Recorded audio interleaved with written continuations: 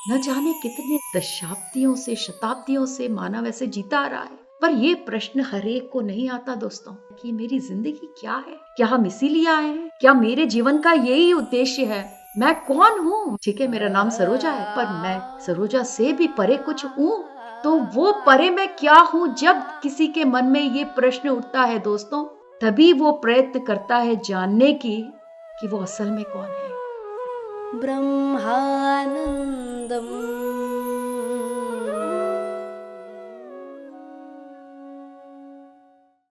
नमस्कार दोस्तों, ब्रह्मानंदम शो में आप सबका स्वागत है। दोस्तों, सरस्वती माँ इस मंच पर मौजूद है, तो एक बार हम सब आंख बंद करके माँ सरस्वती की ऊर्जा के साथ अपनी ऊर्जा एक करने का प्रयत्न करें।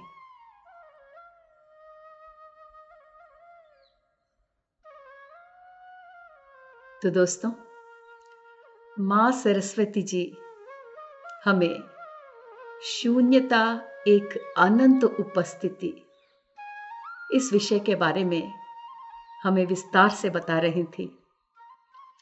पिछले एपिसोड में हमने माँ सरस्वती जी से आनंद करुणेश जी के द्वारा ये प्रश्न पूछा था कि शून्यता एक अनंत उपस्थिति किस प्रकार हो सकती है।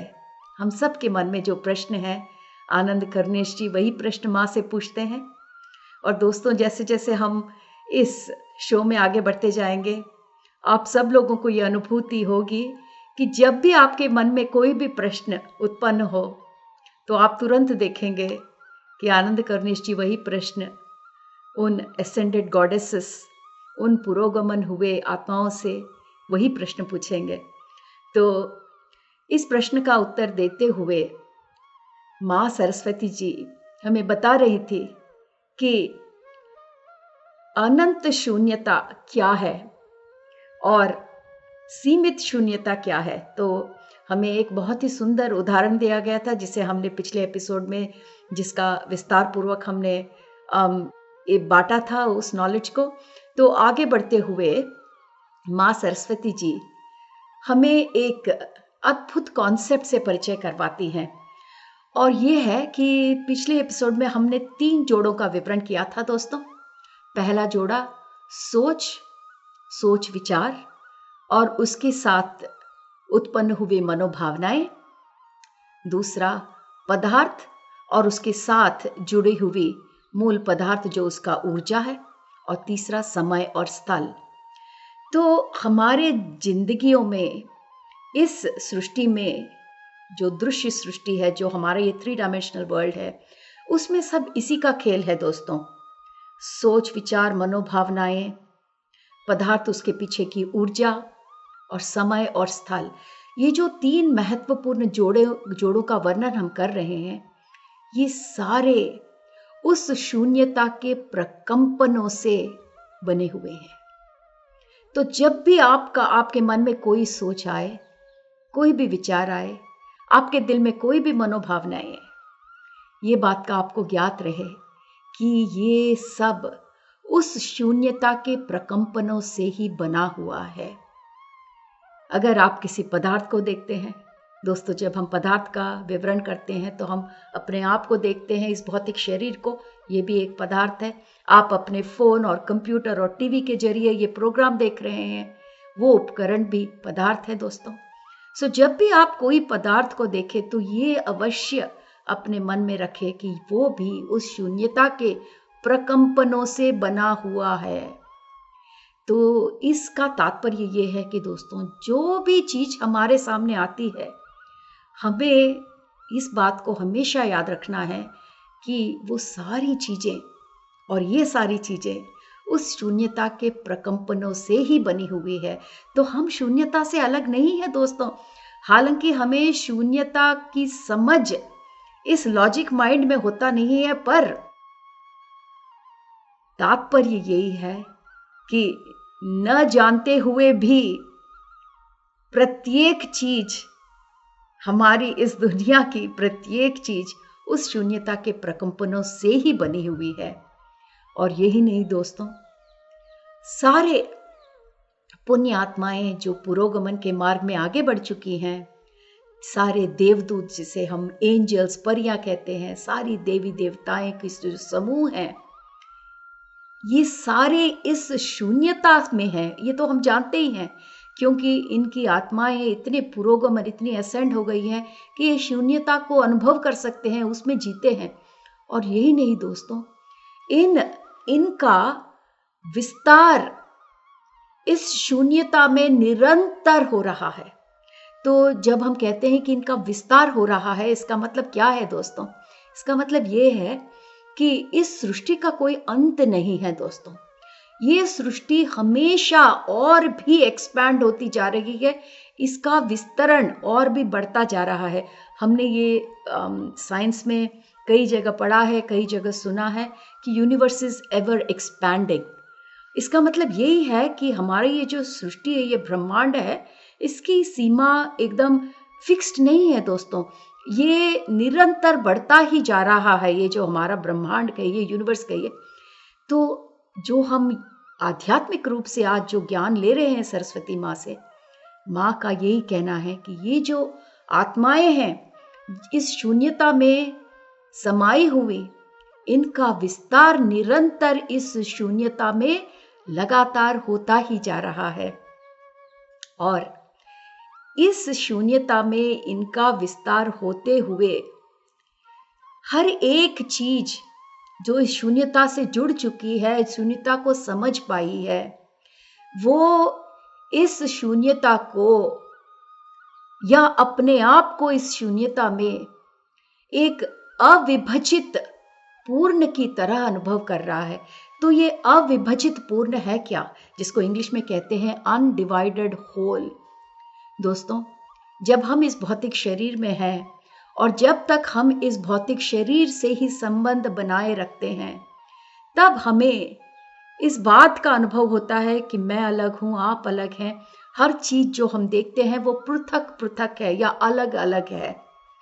पर जब आप इस शून्यता का एक भाग बन जाते हैं, इस शून्यता से जुड़ पाते हैं, इस शून्यता में जब आपका विस्तार होने लगता है, इस शून्यता से जब आप संपूर्ण रूप से जुड़ पाते हैं, तब हरेक को उस अविभजित पूर्ण का अनुभव होता है। इसका मतलब यह है कि शून्यता से जुड़ी हर एक आत्मा अपने को पृथक पृथक नहीं देखती, अपने को बाकी पूर्ण से, बाकी शून्यता से अलग नहीं देखती, बल्कि इस शून्यता का वो एक भाग हो जाती है। शून्यता का वो एक इम्पॉर्टेंट भाग हो जाती है। और जब वो एक भाग, शून्यता का ही भाग होता है दोस्तों, तब उसमें कोई विभाजन नहीं होता, क्योंकि ये जो शून्यता है वो एक संपूर्ण रूप से हमारे सामने प्रस्तुत है। और जब हम उस शून्यता का अनुभव कर पाते हैं, तब हम हरे को ये अनुभव होता है कि हम भी उस पूर्णता का एक भाग हैं। हम अपने को अलग नहीं महसूस करते। दोस्तों, आपने ये भी सुना होगा जहाँ पर ये इस श्लोक का विवरण दिया गया है, जिसमें कहते हैं ओम पूर्णमदः पूर्णमिदं पूर्णात् पूर्णमुदच्यते पूर्णस्य पूर्णमादाय पूर्णमेवावशिष्यते। ओम शांति शांति शांति ही। इसका मतलब ये है कि दोस्तों, आप भी पूर्ण हो। आपके सामने खड़ी हुई पृथ्वी, हर एक वस्तु, हर एक प्राणी संपूर्ण है। जब हर कुछ पूर्ण है, तो पूर्ण में से अगर आप पूर्ण निकाले तो भी वहां पे पूर्ण ही बचता है। और जब आप पूर्ण में कुछ पूर्ण जोड़ते हैं तो भी उसकी जो प्रकृति है, उसकी जो प्रवृत्ति है, वो हमेशा पूर्ण रहती है। इस वेदों के इस श्लोक को यहाँ पर इतनी सरल रूप से माँ सरस्वती जी ने हमारे सामने प्रस्तुत किया है दोस्तों, कि इस शून्यता में इन आत्माओं का जब विस्तरण होता है, किन आत्माओं का, जो ये महसूस कर सकते हैं कि वो इस शून्यता का एक भाग है, तब ये अपने आप को इस अविभजित पूर्ण, इस पूर्णता में अपने आप को एक भाग के रूप में पाते हैं दोस्तों। तो आइए आगे चलते हैं और देखते हैं कि माँ सरस्वती हमें इस शून्यता के बारे में और क्या बताने की कोशिश कर रही हैं।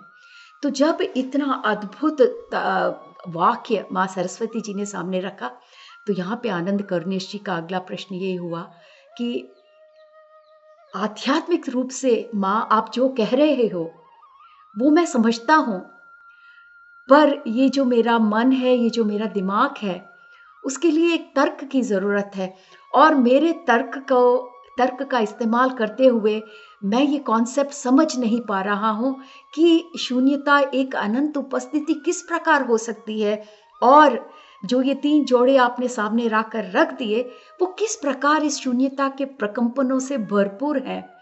और माँ ये बताइए कि ये जो शून्यता है, आपने अभी कहा था कि ये शून्यता सबसे रहित है, कि इसमें कुछ भी नहीं है। तो फिर अगर इसमें कुछ नहीं है, तो इसे हम उपस्थिति के रूप से कैसे अनुभव कर सकते हैं? जैसा कि दोस्तों इस अध्याय का नाम ही है शून्यता एक अनंत उपस्थिति। तो उपस्थिति का मतलब है प्रेजेंस, यानी कि जानना कि मैं हूं यहाँ पर अगर शून्यता में कुछ नहीं है, तो फिर मैं इस उपस्थिति को किस प्रकार इसकी अनुभूति कर सकूं? देखिए प्रश्न को कितने सुंदर रूप से आनंद करुणेश जी ने माँ के सामने प्रस्तुत किया। इस प्रश्न में कोई दिखावा नहीं है दोस्तों। इस प्रश्न में ऐसा कोई भी शब्द नहीं है जहां पर ये बताने की कोशिश की जा रही है कि मैं सब जानता हूं, बस मुझे थोड़ा सा बता दो, बल्कि एकदम विपरीत है। यहाँ पर ये कहते हैं मैं थोड़ा बहुत समझता हूँ, पर माँ फिर भी मेरा ये जो मन है जो तर्क के वश में है, उसके लिए ये समझना बहुत मुश्किल है। तो कृपया मुझे थोड़ा विवरण और दीजिए।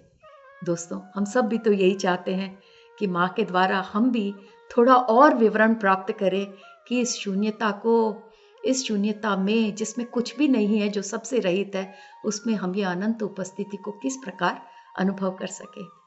इस प्रश्न का माँ का जवाब एकदम लाजवाब है दोस्तों।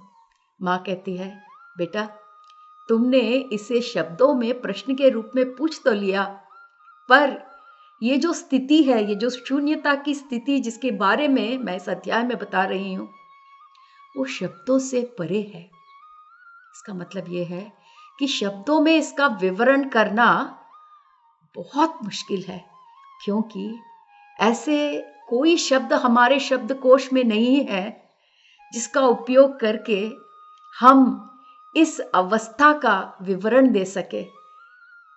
दोस्तों हम सोचते हैं कि हमारे मानव जाति ने इतनी प्रगति कर ली है, हमारे पास इतनी भाषाएं हैं, शब्दों के माध्यम से हम एक दूसरे के साथ अपने भावनाओं को प्रकट कर लेते हैं, पर यहाँ पर जानना इतना ज़रूरी है कि ऐसे कई स्थिति हैं, ऐसे कई चीज़ हैं जो हमारे शब्दकोश में जो शब्द हैं वो उसका विवरण नहीं दे सकते, और एक ऐसी स्थिति ही शून्यता है।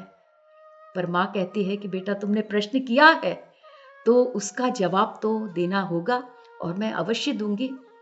पर ये कहते हुए माँ आरंभ करती है कि जिन शब्दों को तुम लोग जानते हो, उन शब्दों में इसका मूल रूप से विवरण देना थोड़ा मुश्किल ही होगा।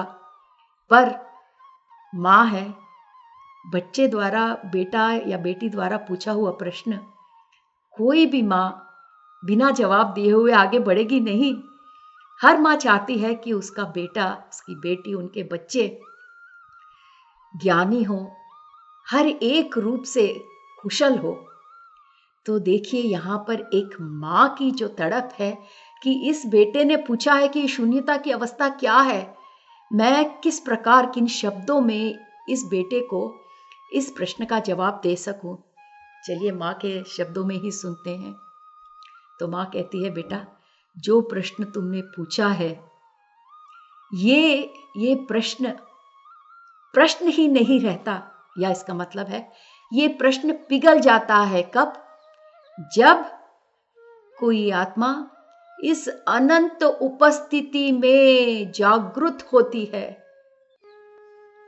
तो जब भी कोई इस अनंत उपस्थिति में जागृत होता है, तो जागृत होने का मतलब क्या है मास्टर्स? इंग्लिश में इसको कहते हैं अवेकनिंग। हमारे आध्यात्मिक मार्ग में इस शब्द का प्रयोग या इस शब्द को हमने कई जगह सुना होगा। अवेकनिंग मतलब जागना। जागने का मतलब हम एक ही समझते हैं मास्टर्स, कि कोई सो रहा है तो जागता है। पर जब हम आध्यात्मिक रूप से जागृत या जागरण का मतलब समझने की कोशिश करें, तो इस भौतिक विश्व में जो जिंदगी हम जी रहे हैं, ये न समझते हुए, ये न जानते हुए कि हम असल में कौन हैं, हमारा मूल स्वभाव क्या है। ऐसे हम कई लोग हैं जिसे न कोई उत्सुकता है, न क्यूरियोसिटी है इस बात के बारे में जानने की, और हमारा दैनिक जीवन हर रोज ऐसे ही बीतता जा रहा है। तो ये कोई निद्रा से अलग नहीं है दोस्तों। हम इसे माया कहें या निद्रा कहें, एक ही बात है। और इस दैनिक जिंदगी की निद्रा से जब हम जागते हैं, तो हम कहां पर अपने आप को पाते हैं? उस अनंत उपस्थिति में पाते हैं। और वो अनंत उपस्थिति कहां है दोस्तों? उस शून्यता में है जिसका मां जिक्र कर रही थी।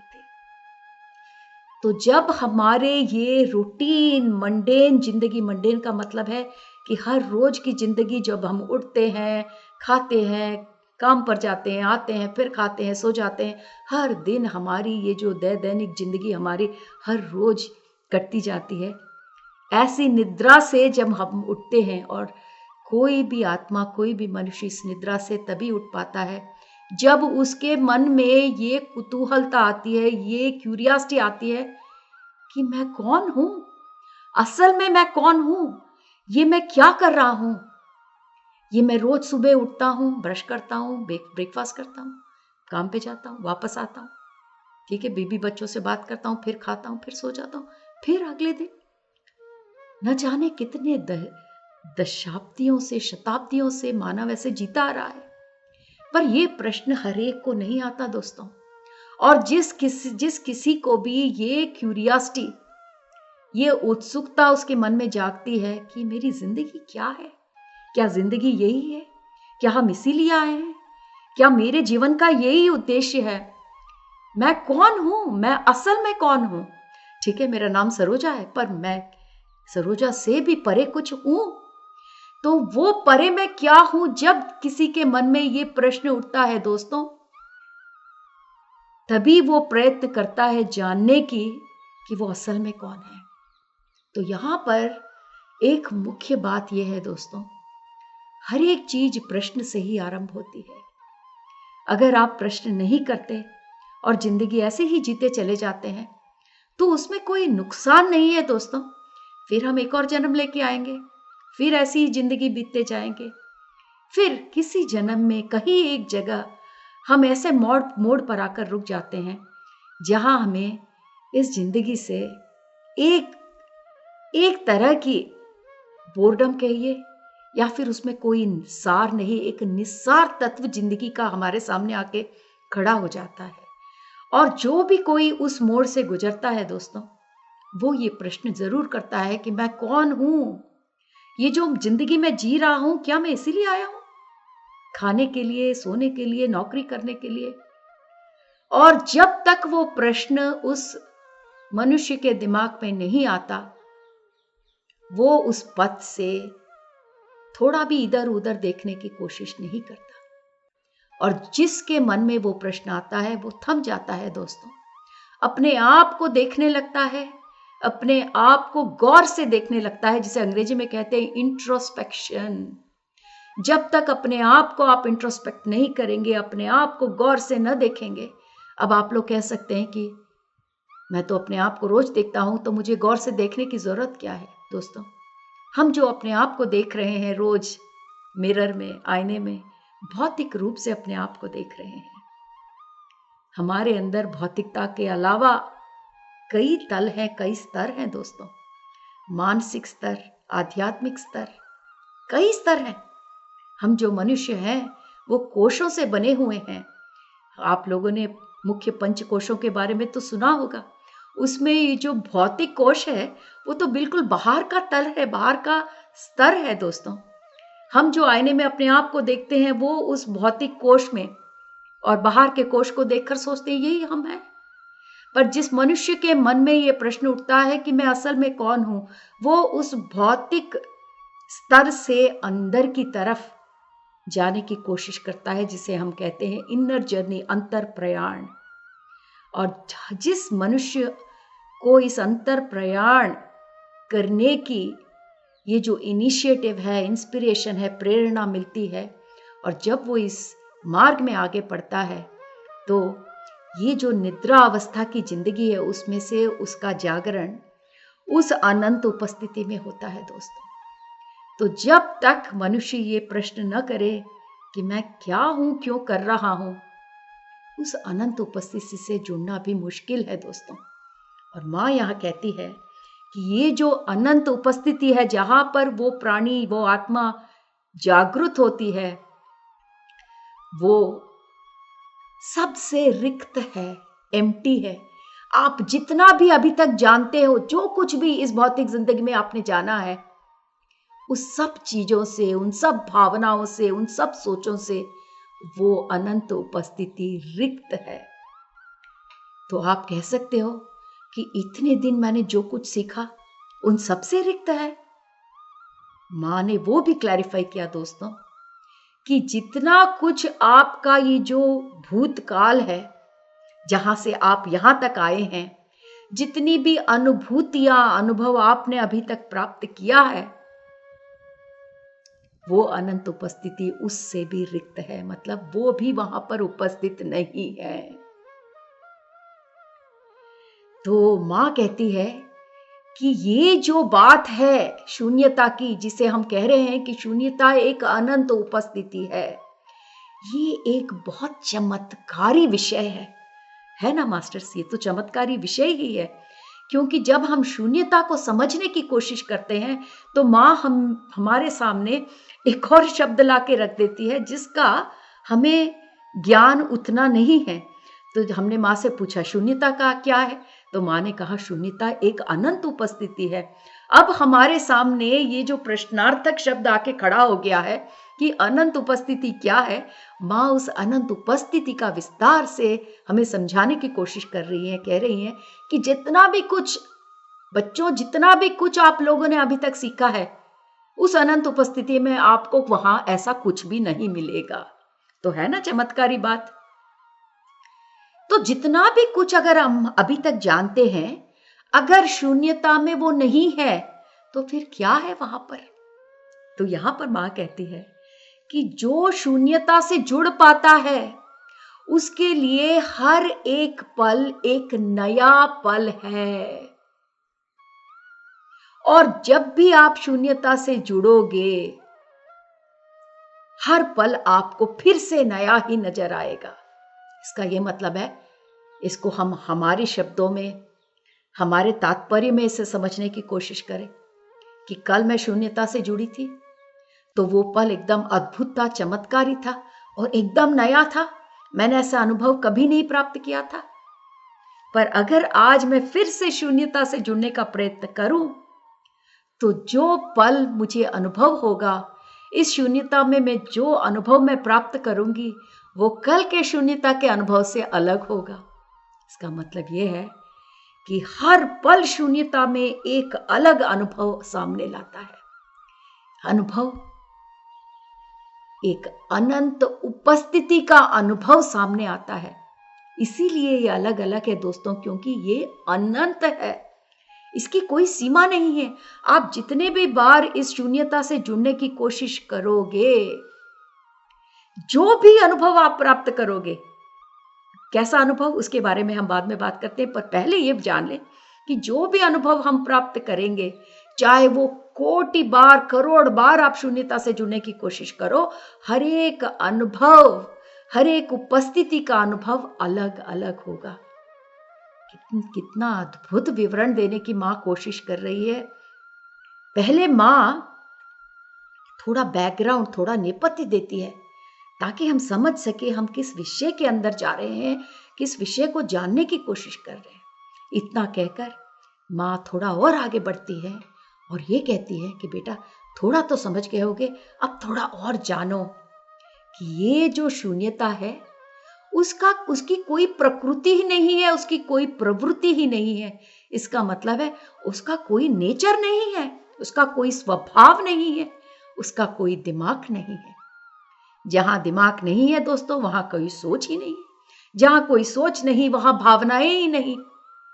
तो इतने अद्भुत वाक्य में यहां पर यह कहा जा रहा है कि जिस शून्यता को हम अपने शब्दकोश के द्वारा, हमारी सीमित सोच के द्वारा समझने की कोशिश कर रहे हैं, वो हमें जानना इसलिए मुश्किल हो रहा है क्योंकि इस शून्यता का अपना कोई स्वभाव नहीं है, अपना कोई करतार नहीं है, अपनी कोई प्रवृत्ति नहीं है, अपना कोई सोच नहीं है, अपनी कोई दिमाग नहीं है। तो ये हमें और भी थोड़ा पजल करता है कि अगर वहां पर कुछ नहीं है तो हम इसे कैसे समझे। तो कभी कभी दोस्तों चीजों को समझने के लिए इसको कहते हैं एलिमिनेशन मेथड। वहां पर क्या नहीं है उसको समझते हुए हम उस तात्पर्य को समझने की कोशिश करते हैं।